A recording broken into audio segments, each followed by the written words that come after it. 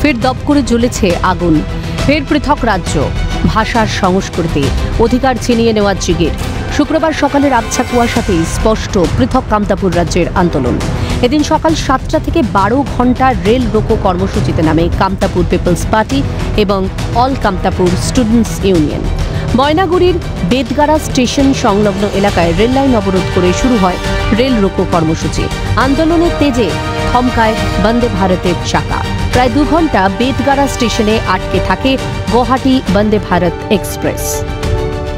তার মানে উত্তরের মানসিক ভাওতাবাজি দিয়া বারংবার ভোট নেয়, আর ভোট বৈতরণী পার হওয়ার পরে উমরা আর আমাল্লার কথা ভুলি যায়। মানে ফলপ্রসূ কিছু উমার মুখ থেকে যদি আমরা শোনা পাই তাহলে আমরা তুলি নিব আর কি। পৃথক কামতাপুর রাজ্যের দাবি বহু পুরনো। এর আগেও কেন্দ্রের সঙ্গে আলোচনায় বসে রাজ্যের আশ্বাসে বিশ্বাস করে ঠকেছে কামতাপুর। ভাষা, সংস্কৃতি, জাতি রক্ষার তাগিদ ছিলই।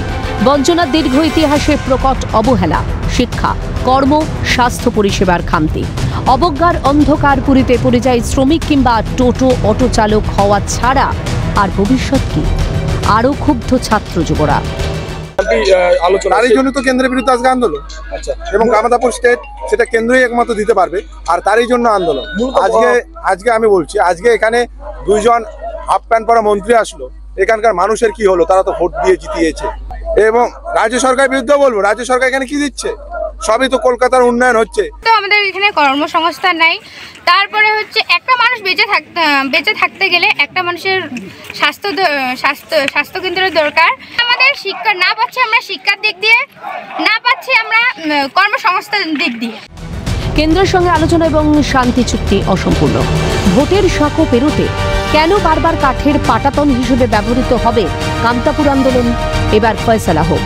সিএনএর প্রতিনিধিকে ফোনে জানান কেএলও চিফ।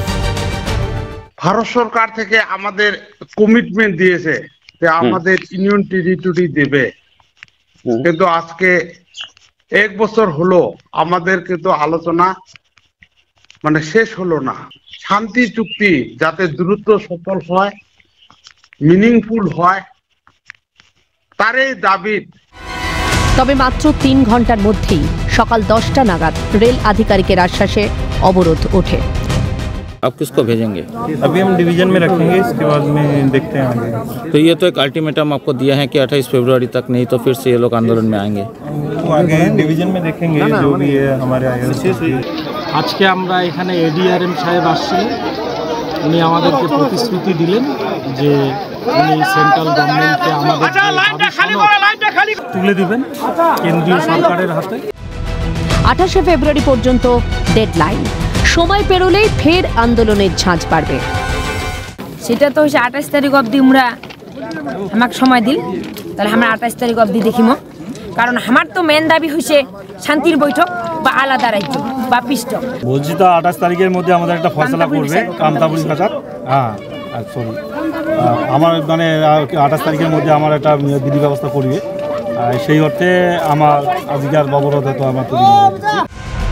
আন্দোলন পথ হলেও প্রধান উদ্দেশ্য নয়, নিশ্চিত ভবিষ্যৎ চায় কামতাপুর। এতদিনেও সেই ভরসা দিতে পারেনি কেন্দ্র কিংবা রাজ্য সরকার। ভোটের ঘুঁটি, নির্বাচনী এজেন্ডা হতে হতে ওরা ক্লান্ত, ক্ষুব্ধ। সোজা আঙুলে ঘি না উঠলে আঙুল বাঁকাতেও আর দুবার ভাববে না লড়াকু মন। ঝিলাম দেবের রিপোর্ট, ক্যালকাটা নিউজ।